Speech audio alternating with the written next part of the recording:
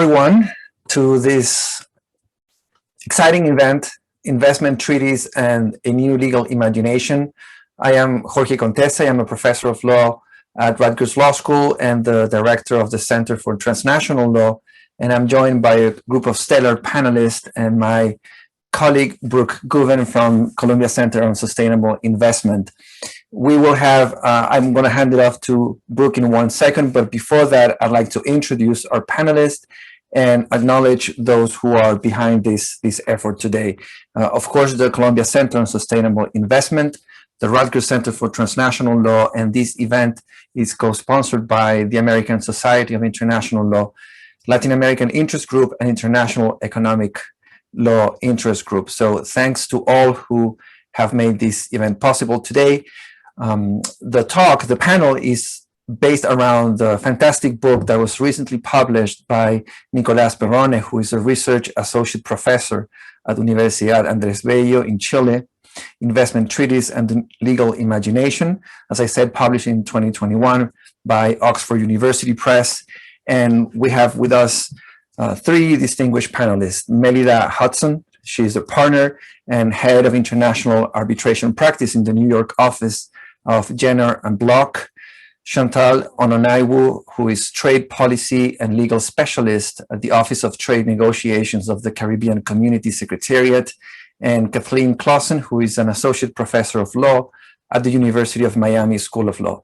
Thank you all for being here today. I'm going now to hand it off to Brooke Guven, who is senior legal researcher at the Columbia Center on Sustainable Investment, and who will be moderating the panel today. Brooke, off to you. Thanks so much, Jorge. And thanks to the panelists and to Nicolás for writing this amazing book. So we're looking forward to this discussion today on Nicolás' book, Investment Treaties and the Legal Imagination, and less so on the book, but more so the issues that are raised in that book, because it's a very timely one. It describes the development of investment law from the context of a group of norm entrepreneurs in the 50s and 60s. And it follows sort of that development through the present day. The book describes how these norm entrepreneurs, which is a group of financiers, lawyers, and business leaders, particularly those involved in the natural resource sector, constructed a canon of imagination around the role of cross-border investment. And they told this story and constructed this world vision through a legal vocabulary or meta language to describe foreign investment relations. So Nicolás, in his book, describes and asserts that this canon and language now represent the lens through which investment law was constructed and developed, and through which investment treaty law today continues to operate. So when viewed through this paradigm, investment law has been remarkably consistent and faithful to these origins over time. And much of his book focuses on the implications of viewing investment law and investor relations through this lens. It's a very particular lens. And today's discussion is going to try to challenge, or at least make us all more conscious of this dominant paradigm, and consider whether reform of ISDS and the treaty system is possible while remaining within this canon of imagination, or whether we need to fundamentally rethink the nature of international investment law itself. So the discussion is most relevant, I think, through this lens of reform. And to ground this discussion today, I'd like to touch on one of the most prominent reform discussions that is occurring, which is at UNCITRAL's Working Group 3. So since 2017, over 100 countries of all economic classifications have come together to identify concerns about investment law and to start on the process of developing reform solutions to address them. And over the course of these meetings, we have seen various concerns arise that are included in this reform agenda. One thing that has been interesting for me as an observer of this process to see is that some of these concerns fit well within the current paradigm, that of the norm entrepreneurs. And for the sake of argument here and the basis of discussion, I'm going to assert that other concerns that have been raised, at least in their most robust and full form, may not. So one could envision some level of ISDS reform through our current lens. But one could also envision reform actually requiring a different paradigm and a different relationship of how we see investment law and society. So on the one hand, the four major concerns that many people are aware of, which tend to fit within the traditional paradigm, are those related to consistency, coherence, predictability, and correctness, arbitrators and decision makers, cost and duration, and regulation of third-party funding. But many voices in that forum have raised concerns that seem to challenge the role of ISDS and of this international concept in the context of investment relations.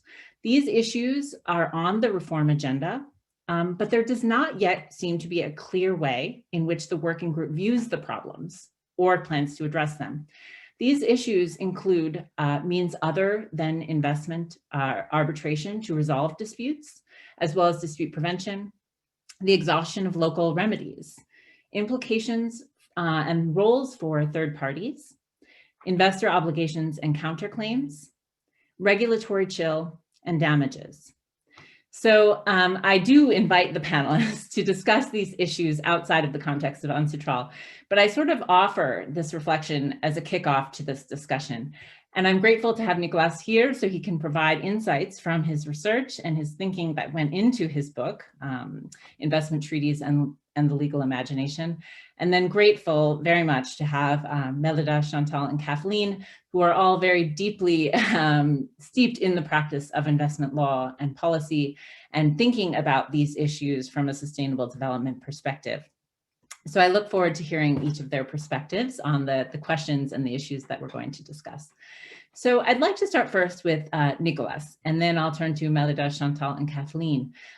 Could you take a few minutes to please offer your thoughts on whether investment law in its current form and paradigm is capable of adequately addressing the very wide array of concerns that have been raised, and if so, or if not, why?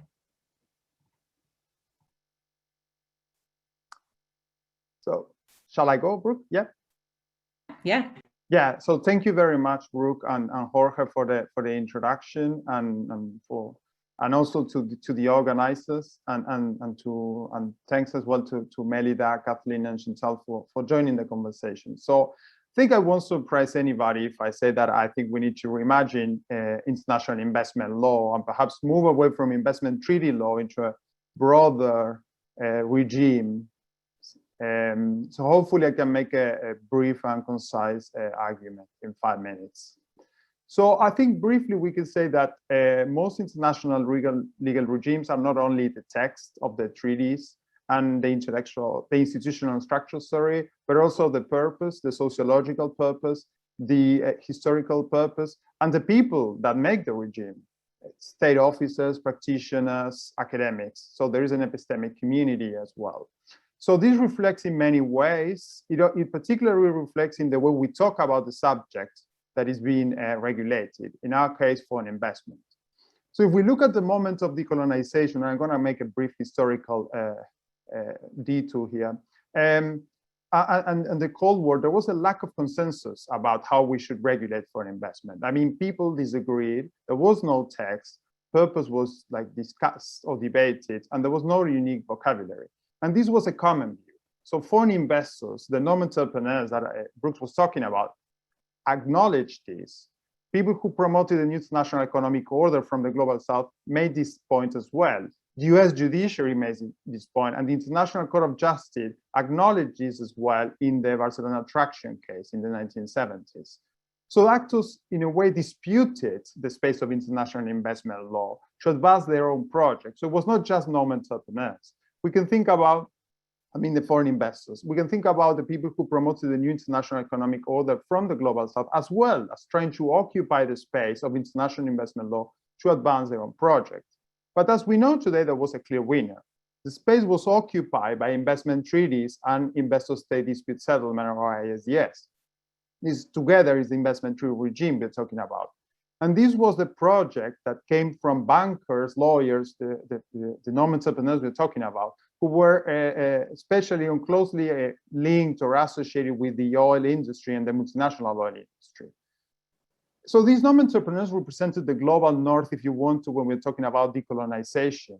But I think it's important to also remark here that they're also representing business interests, or what we call neoliberalism, in a tension between that view of the economy and the relationship between the economy and state and the New Deal, or what, for instance, Kenneth Vanderbilt that talks about the New Deal liberalism.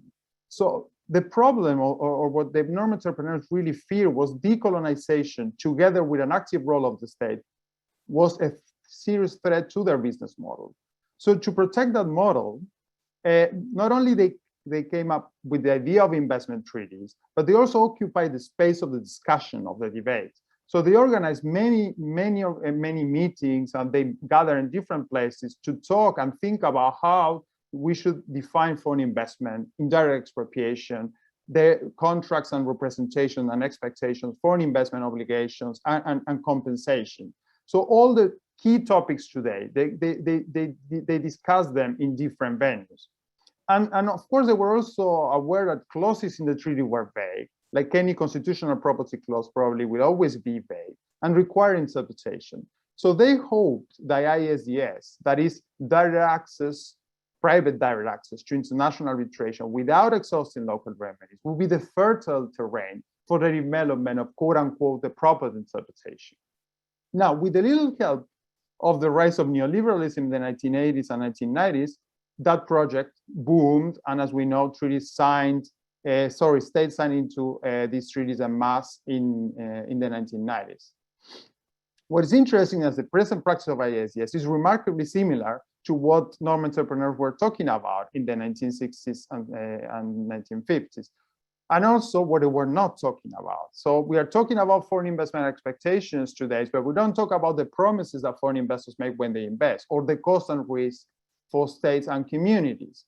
Generally, we talk about foreign investment and state measures that may affect that. We talk about political risk, but we don't talk about multinational corporations or their conduct. So it's unsurprising, I think, that for states and civil society, sometimes ISDS appears as they are concerned that ISDS can be an obstacle to address important public challenges. I mean, today it's COVID-19, the pandemic. It's also the climate emergency, and regularly we see for local communities the cost and risk of extractive projects. There's no way to talk about this in a constructive way within the current frame. This is because investment treaty law was never imagined as a mechanism to ensure a fair distribution of benefits, costs, and risk, but to protect foreign investor rights in specific projects, and ultimately to make certain economic reforms more difficult, particularly those opposed to extractivism or those opposed to a multinational corporate-led extractive economy. So what we have here is, on the one hand, individual cases about compensation that states want to, of course, they want to prevail in those cases and not want to pay compensation. But also we have a system about how we govern and what role we give to foreign investment. And law facilitates a system here where we give foreign investors a primary role in the economy by giving foreign investors extraordinary rights. This puts states and third actors in a difficult position because, of course, they want to prevail in the cases. So they want to choose the right strategy, they want to choose the right arbitrator. But as they do this in a way, they consolidate the current canon of imagination. And I think it's fair, of course, states want to win cases. I think an anti-chart, we see something differently. I mean, I don't think it's surprising that states want to ensure predictability. They want to know when they will win a case and when they will lose a case. But it's also no surprises then that within that frame, there's no space to discuss the cross-cutting issues that Brooke was talking about. I would like to conclude just mentioning one additional cross-cutting issue that I think is not mentioned, but I think is very important, and is the role of diplomacy in governing foreign investment. I mean, many organizations, including CCSI, floated the idea of having a COVID-19 moratorium for ISDS, to have an ISDS moratorium, let's say. And the question is, where would you discuss this important proposal? I mean, if it's a waiver of intellectual property rights, we know we go to the WTO. But when it comes to foreign investment, it's not obvious where to go to discuss these questions, these key questions of global governance. And I do ask myself, why is it that we treat foreign investment different from intellectual property or trade? Particularly when we agree that foreign investment is key to meet the 2030 Sustainable Development Goals. And I don't have a very good answer to this question. I don't know why we treat foreign investment differently. Thank you very much. Thanks so much, Nicholas. I'll turn the floor over to Melida.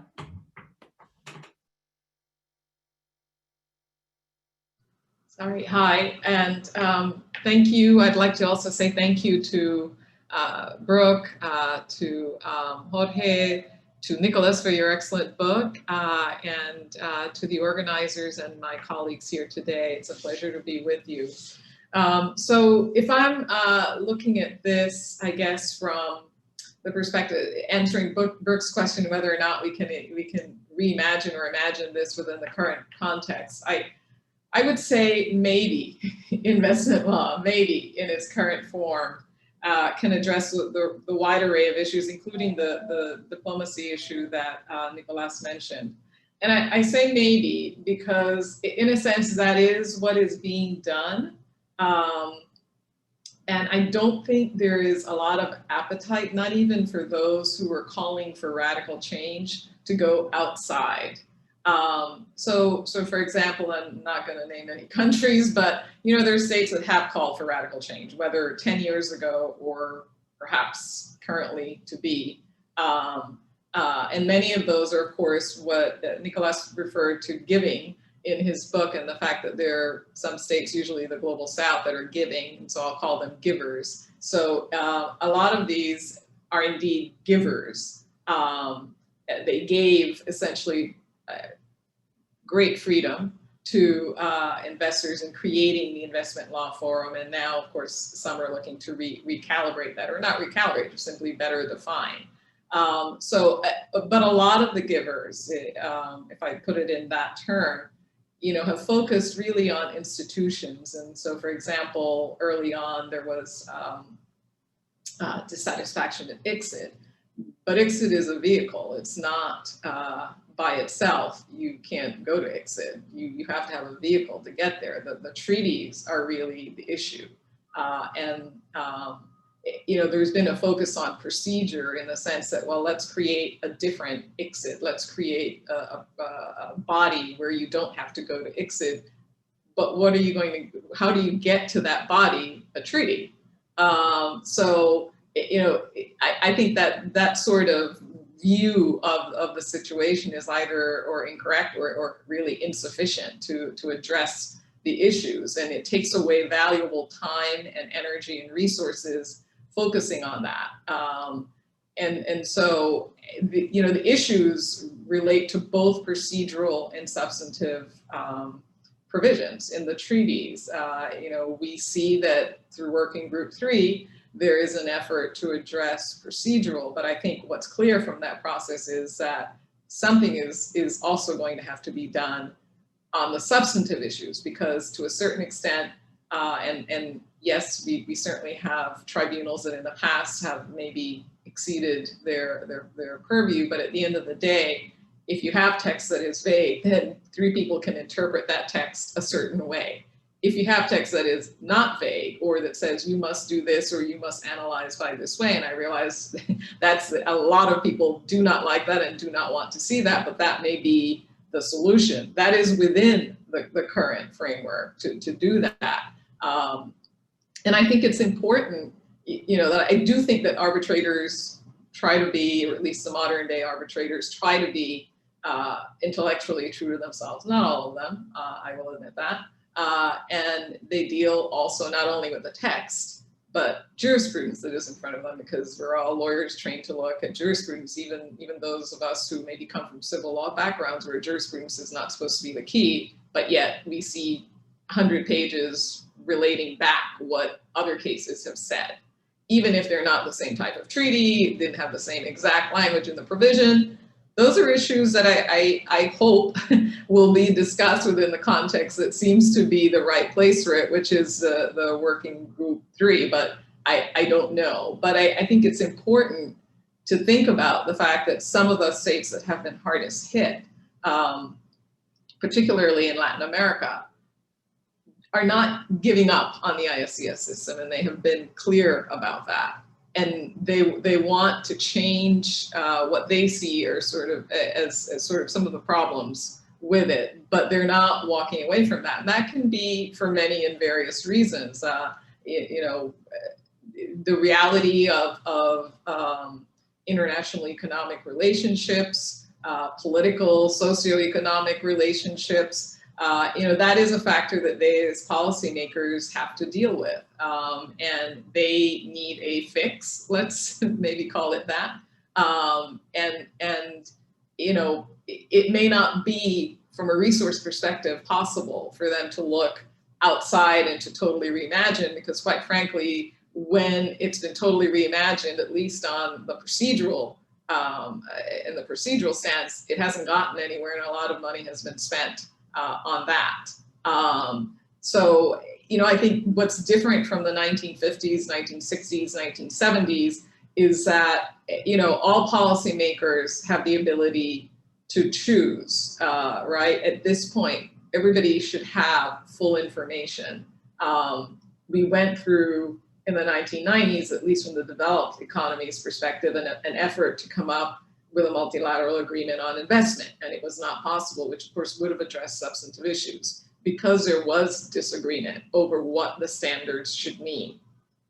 I think as we look at more recent treaties, particularly the new European treaties, we see a closer alignment on substantive issues between, let's say, the EU countries and sort of what I'll call the US type model, US Canadian model, which is based more on grounding everything in customary international law. So I do think there is some movement towards a common understanding on the substantive points, and I think those will be addressed. I have to say, I think that that the issue of exhaustion of local remedies is, maybe it should be made a substantive issue, but I see it as a procedural issue, and I don't understand why, frankly, it's so difficult for there to, why it is something that is listed as a consent provision, but yet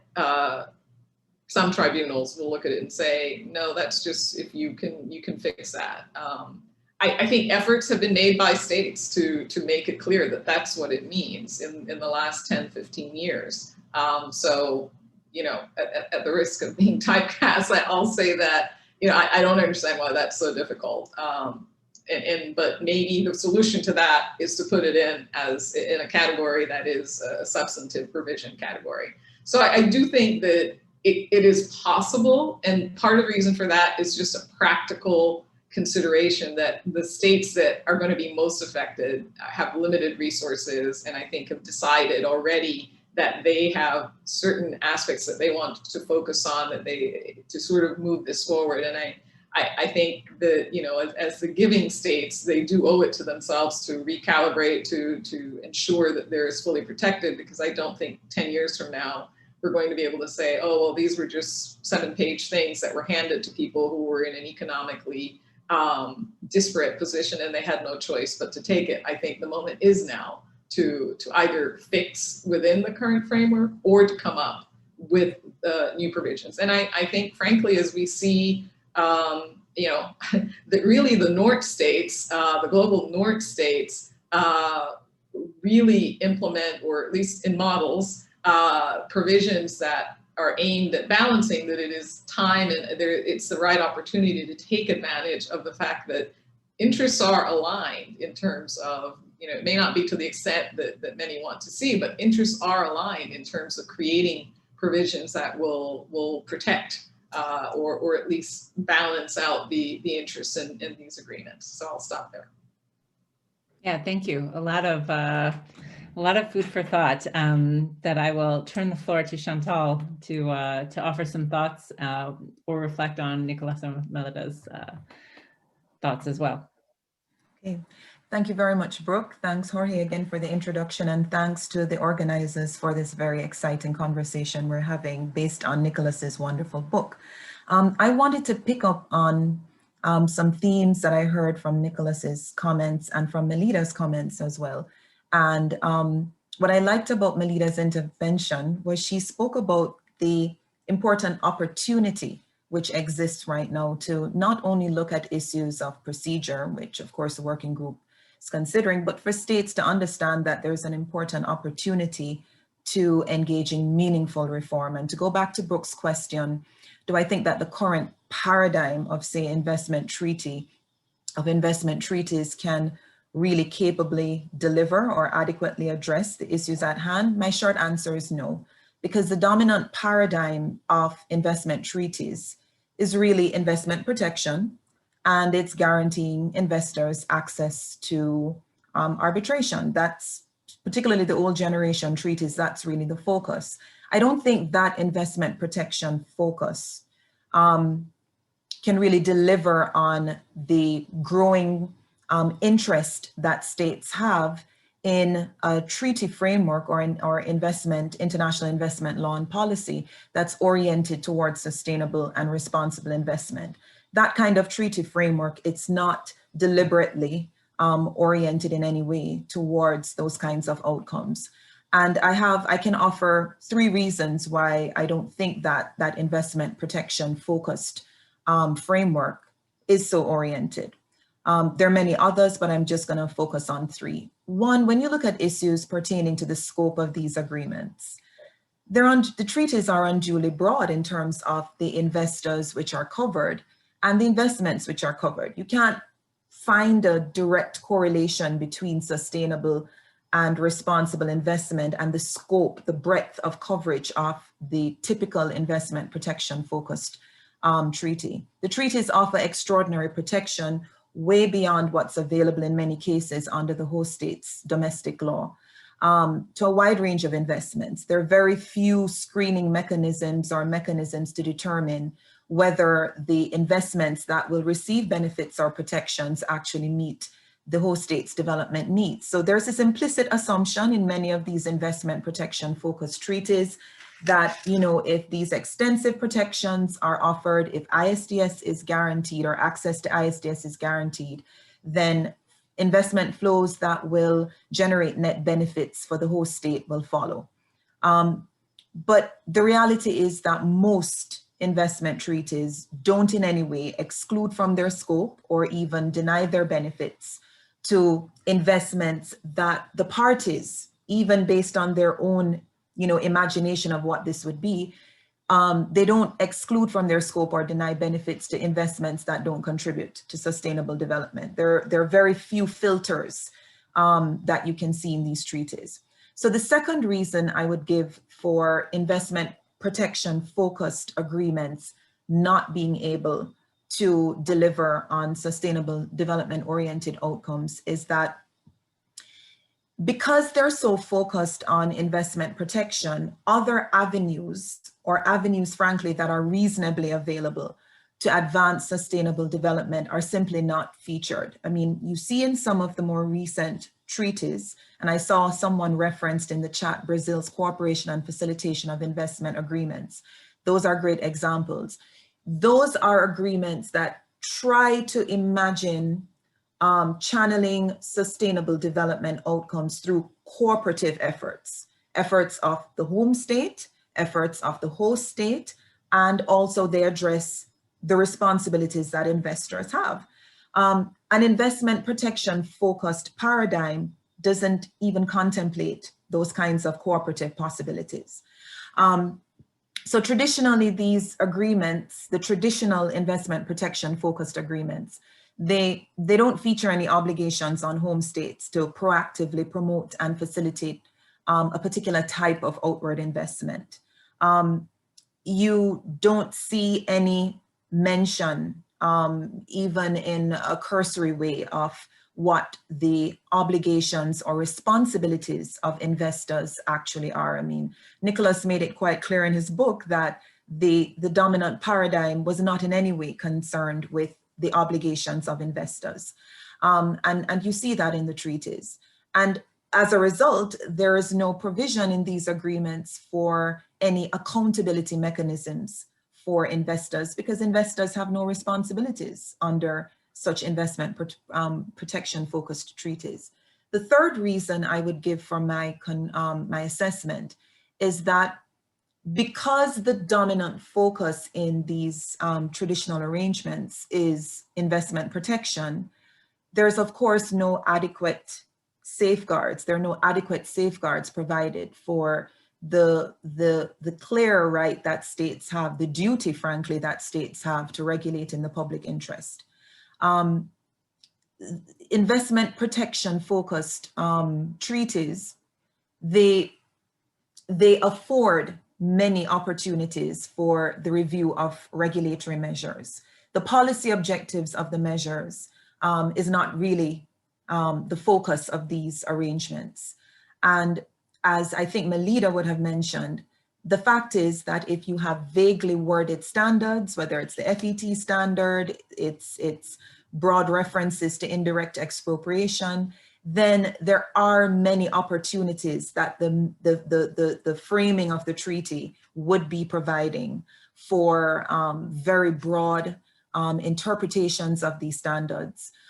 There wouldn't be clarity, and that frankly I think may have been partly the intention. There wouldn't have been clarity with respect to how the obligations to protect investment are intended to impose any kind of constraints on the inherent right of states to regulate. The right of states to regulate is almost, even in some of the newer generation of treaties, it's like an add-on.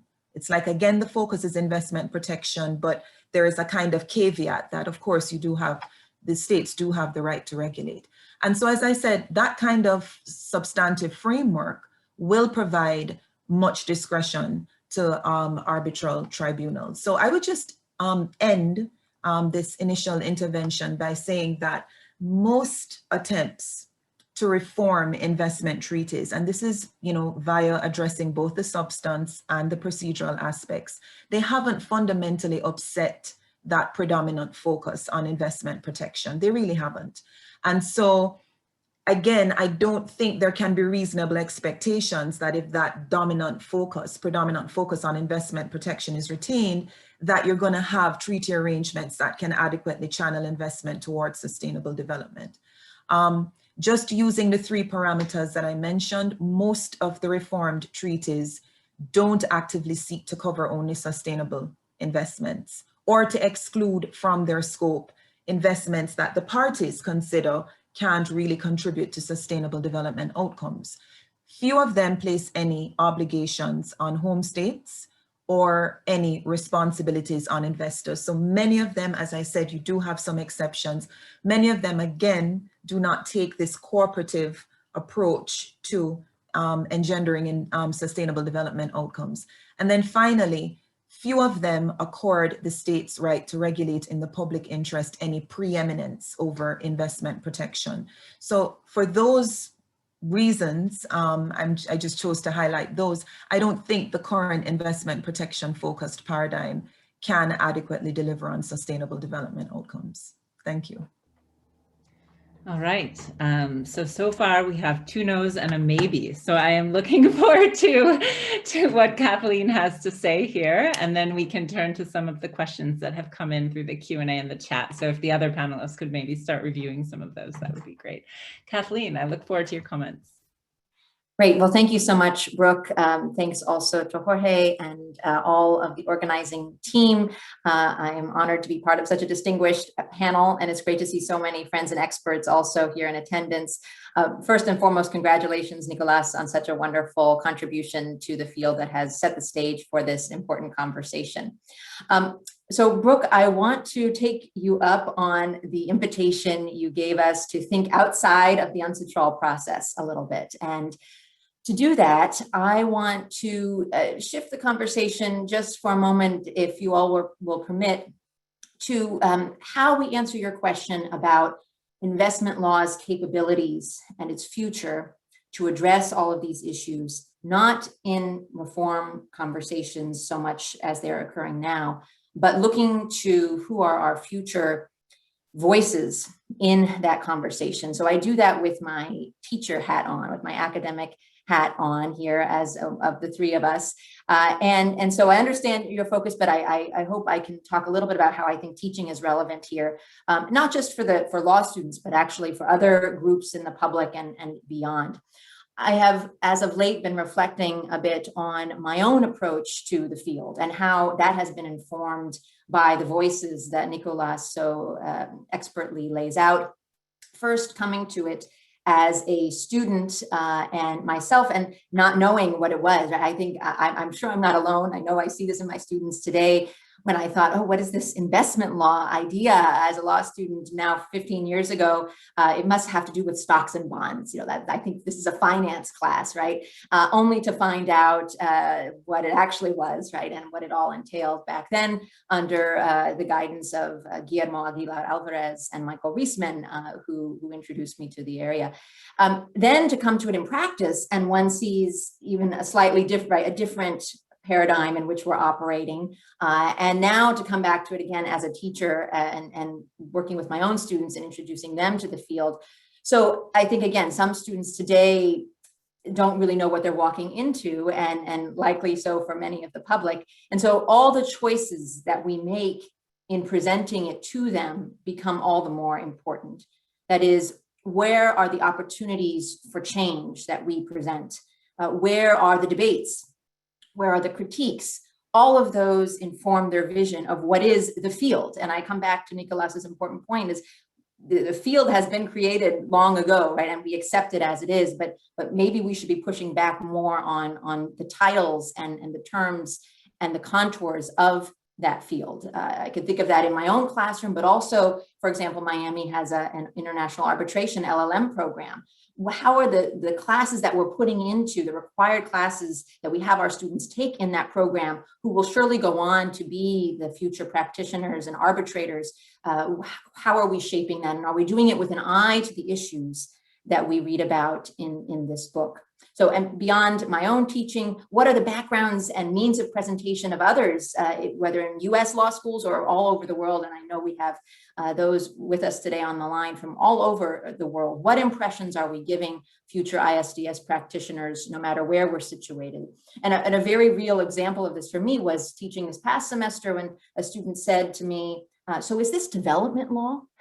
Is this what development law is? Or is this more like contracts? I mean, it's sort of like they're trying to categorize, and of course we categorize it for ourselves to be able to know we have to title the class something. It's easier to teach in these categories and with these analogs to other areas that may be more familiar in the public consciousness, right, in the media and beyond. But even by calling my class International Investment Law, am I predisposing them to just one view of the cathedral, let alone what the public may take away from what gets reported outward? So to me, the question of whether international investment law is capable of addressing, if we depersonify it for a moment, we might think about moving away from the present reform efforts and instead think of whether our future entrepreneurs have the tools that they need, how we're applying them in the classroom and in our outward voices through webinars or wherever it may be. Are they fair depictions? Are they accurate? Are they comprehensive, now taking into account what we've learned through Nicolas's work? Are they sufficiently capacious? Do they approach the field with the same questioning that drives and is at the heart of this terrific book? That would be the question that I would want us to ask Brooke. And so not just about reforms and that conversation that, as important as it is, that's happening among states and other constituents through UNCITRAL, but also among our future entrepreneurs. It was a great and inspiring note on which to end these initial reflections. So thank you, Kathleen. I'd like to take a brief moment to look through some of these questions that have come in that are all really excellent before maybe asking the panelists a second question to close. But there are a couple of questions about new developments. One is developments on the African continent specifically. One looks at Brazil. There are, of course, others. Someone in here even mentions the EU and Canada, which is a new development in yet a different way than those first sort of two groupings, I think, of new models that we're looking at. The question is, do these go toward addressing a new legal imagination? And I'm going to add on that a second question, sort of consolidating some of these. So do those new developments start to shift that legal imagination? And is there appetite? And I know, Melida, you sort of addressed that and said said no, but is there appetite to address those? So, I could go in order, but I think I will perhaps let the panelists themselves jump in to the extent they would like to discuss those questions. Okay, I'll go. So, and I really appreciate the Kathleen's and Chantal's comments. I agree with you, Chantal. This is, it is not meant to address sort of a new way of thinking. The paradigm is very definitely investment protection. And I think what I say is I'm not sure that there is political, economic, social appetite to actually get outside of that context, and governments and the thinking behind a lot of these provisions require a change. And as we've seen, there are some creative ways of looking at it, and I think trying to think, and the Brazil example is a good one. Now that's all mostly focused still on addressing the arbitration perspective, let me refer to it that way, as opposed to necessarily the substantive, because at the end of the day, a lot of these treaties existed for a long time. There weren't any cases, so it really didn't matter what the provision said. I think, a lot of the complaints today have to do with the way in which, and I think this is why there's been a focus on ISDS and trying to come up with this multilateral investment court, the way in which provisions have been interpreted. And of course, the provisions were interpreted as broadly as they can because the actors come from that same sort of, I'll say even socioeconomic background, not just the economic background of the entrepreneurs, the norm entrepreneurs, in terms of on a country level or state level, but also, frankly, on an individual level. And so you come with a certain perspective. And yes, I will say on some level, an elitist perspective. And that has influenced the way you look at it. But I guess if I were to try to imagine a different way of doing it, again, I'm just saying that practically, I'm not sure, A, there's an appetite for that, or B, there's time for it. Or see that it can happen, basically. You can have a lot of voices going, and then you're 5 years on and nothing has happened because there are a lot of voices, rather than to try to narrow what you want to accomplish and maybe accomplish something. So, as I say, I think a lot of this comes out of the way in which the case is developed, and perhaps in a way that neither the draft, certainly a lot of the drafters didn't see or foresee, and that may be because they weren't expecting any cases against themselves. I think that's true, certainly from my experience with the US government, is that that was not something that was really worried about until NAFTA. I think we see, and there were some cases that frankly were just improperly decided. Unfortunately, those all happened around the same time, and we had the combination of NAFTA and the Argentina cases, some of which just had very disparate awards, decisions by tribunals, even when you had the same treaties, and that contributed to sort of creating this view that this is something that can't be done. I think one would look at a hybrid. I'm not sure it's the Brazil model, but I really think that if you're looking at it from an overarching standpoint, and I think one of the things that we lack a lot in those of us who practice in the area is a sufficient understanding and knowledge of that this is part of a bigger paradigm, and that's the international trade policy, international economic policy of different countries. And so when you look at it from that perspective, and you think about it from a hybrid perspective, a hybrid policy perspective, you may have a system or a treaty, for example, where there is no ISDS, where there are substantive provisions, and you say, if there is, if there is disagreement about treatment by one of the host states, then we will focus on states talking. There already are provisions from that, even in some of the older treaties where it concerns issues that are particularly important to states, for example, like tax, and whether or not you can bring a claim if you're saying that your taxes are an expropriation. So there is imagination to think outside the box in terms of certain issues that you could focus on. And the bottom line is going to be that there are going to be some states in some relationships where there should not be any ISDS, and where that will be a decision that is made between the states. And we have examples of that. There are a number of treaties that the FTAs, again, within the trade context, that the US signed, certainly the Australia FTA is one example where there is no automatic right to ISDS. And so I think what will need to happen is there will need to be more creative thinking about all of the other issues, all of the other reasons why in some instances there's not going to be ISDS, and in some instances where there is ISDS, you're going to have more of a balance between, let's say, rights of states versus rights of investors, because I do think there is a need to address some of the issues. And frankly, in a lot of ways, ISDS can't address some of the issues that we're seeing, particularly now, that create a lot of problems on the social level, whether it's environment or corruption. I think that's one issue that tribunals are not super equipped to deal with or haven't properly dealt with.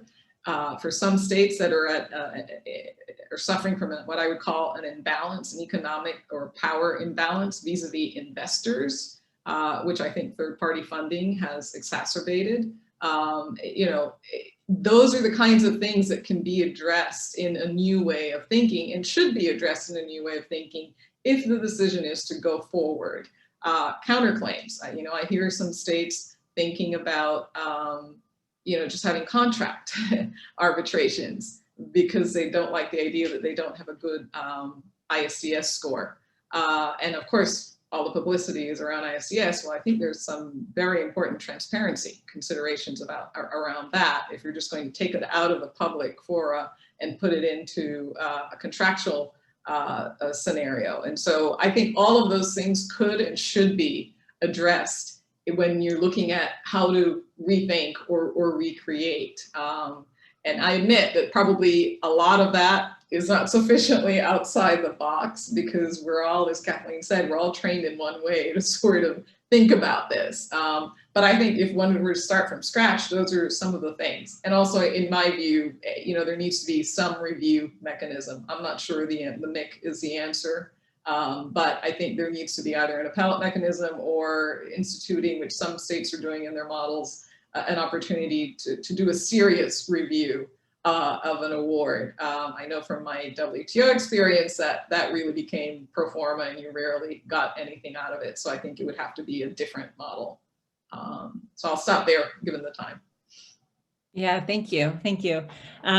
Would any of the other panelists like to address the questions that have come in through the chat, either the one the couple I had consolidated or others? Nicholas, I see your mic is off if you'd like to jump in. Yeah, thank you, Brooke. I actually wanted to deal with something that Melida mentioned earlier, and she just focused on that now. I mean, the appetite of states, about trying a reform and actually what are the possibilities, let's be pragmatic if you want to. And I think it's a very important point. I mean, I ended up my book without saying what countries should do, because I think that's a little bit of a different discussion. But one of the first things is that I completely agree we need to start from what we have. No, we not from somewhere else. And this is like the sort of place where we are. So there are legal practices, experiences, and things like, we need to change, and teaching is definitely important, but also, there are economic interests and other things that are there as well. So the question is that perhaps how will we present foreign investment or foreign private investment? And if you think about it, it's also for countries, it's another source of funding for development. From a country perspective, foreign investment is other means to get funding for development. So you get capital, you get technology, you get other, this is how countries think about it. And just framing it in those terms changes the discussion completely. So we don't need like a completely different framework, we just need perhaps to, as I think Chantal was saying, we also need to take the position of states. within the framework, we add the position of states and see where that would lead us. And that's the position of, we have different ways of funding development initiatives, and they need to be sustainable. And they need to, you know, address 2030 Sustainable Development Goals. I mean, all the fantastic work that CCSI does outside of international investment law should be part of international investment law. Should not be outside, should not be like a different silo. It should be part of the same thing. So perhaps the question is not so much how we come up with completely different regime, but how we kind of plug these things together that at the moment are unplugged. And when I say this, I'm conscious that if it's about foreign private investment, it has to be profitable. Nobody's going to invest if there is no profit. So it's not that foreign investors should be completely left, you know, at the mercy of arbitrary host states. So we need something to control for arbitrariness. But we have realized when we look at foreign investment relations that it's not only about states being arbitrary. So sometimes states are giving too many incentives. You know, they shouldn't be given. And there is probably some economic reasons not to do that.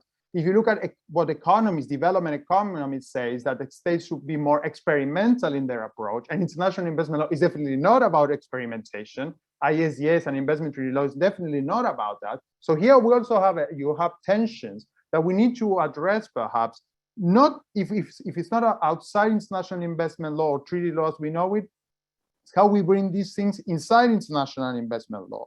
And I mean, I agree that the situation is different from the 1970s, but there was a proposal by Goldberg and Kindleberger in 1970, two US scholars, who said we need a general agreement of international for foreign investment. Maybe we need that general agreement, and protection should be part of that agreement, but development as well. So we bring those things together within one umbrella and maybe see how we go from there. And I think that's kind of, you know, I think states, I think Melida is right, particularly in Latin America, states don't have an appetite to reform everything. But I think in a country like Chile today, with a constitutional assembly, if you say, well, you know what, we're going to put international investment protection within a broader framework that includes development, that includes the rights of local communities, and see where that takes us, they would say, of course, that's exactly what people voted for. So I don't think there is, the appetite is not for, I think the appetite is not for complete reform, but I think there is an appetite for a more robust international investment law outside, perhaps a little bit beyond treaty law or beyond arbitration. I mean, it's like a little bit weird that this is an area that it's only about arbitration. I mean, we do need development scholars as well involved. So I'm going to leave it there. Thank you. I just wanted to jump in quickly, if I could, Brooke. And just to respond to your consolidated question on some specific comments that were put in the chat. I do think there are countries and regions which are trying to not necessarily rip up the rule book and start from scratch, but they're trying to answer the following question with a bit of deliberation, which is, if I want to use a treaty framework to encourage sustainable development-oriented investment, what would it look like? I do think that there are countries and regions asking themselves that question. I think Brazil asked itself that question before it developed the cooperation and facilitation of investment model. I think that's why some of the features that we see in that agreement that are focused on more refined scope, focusing on the responsibilities of various actors or players, not silencing certain voices, putting in, maybe mechanisms, thinking outside of the box with respect to mechanisms for accountability that don't necessarily have to take the form of ISDS. I think that agreement was an attempt to do that. And I do think, to respond to one of the comments in the chat, that Africa as a region is deliberately thinking about that question. And I think we need to watch this space with respect to the protocol on investment that's being negotiated in the context of the AFCFTA. I do think that particularly if that protocol is in any way going to draw inspiration from the African Investment Code, it is going to try, there will be concerted attempts to imagine what would a treaty framework that tries to deliberately generate sustainable development outcomes look like. And I think the result will of necessity be something that does look different than the traditional investment protection focused arrangement, because as I said before, that arrangement just can't, there's no correlation, automatic correlation between the two. So I just wanted to jump in with those additional thoughts. Thank you. Kathleen, I'm not sure if you, okay. I am going to do a final speed round with one minute each. So regardless of your earlier comments, if you were to reimagine investment law, starting from scratch today, what would it look like and what would it be? I'm going to give you each 1 minute. Perhaps we should go in the same order as the beginning. So I'll start with Nicholas. Thank you, Brooke. If I had the chance to make one suggestion only, would be local exhaustion of remedies. I think Melida is right that that's a key thing. But just the main reason is that you will bring within the same forum states, their actors, and investors, their rights and their obligations, and then there's gonna be somebody that has jurisdiction to adjudicate all of them. And if the result is arbitrary, then then you can go to ISDS. I mean, and then maybe we can limit the substantive standards to denial of justice. I think that regime would fix a lot of problems, and it could even be done within the framework of Ancestral, probably. Thank you. Yeah, it is indeed on that agenda. So thanks, Nicholas. Melida. So I think I said some of this before, so I will say that I do think one can reimagine. I think there needs to be more of a balance. You need to think about counterclaims. You need to better define what kind of investors are actually going to get the benefit, and you might see more denial, more truly substantive denial of benefits provisions. I think I've said this, counterclaims should form a part of that, and there should be some kind of review mechanism. I think all of that depends to a great extent on ensuring that there is what I would call true domestic consultation and not just lobbyists opining on things. Thank you very much. Chantal.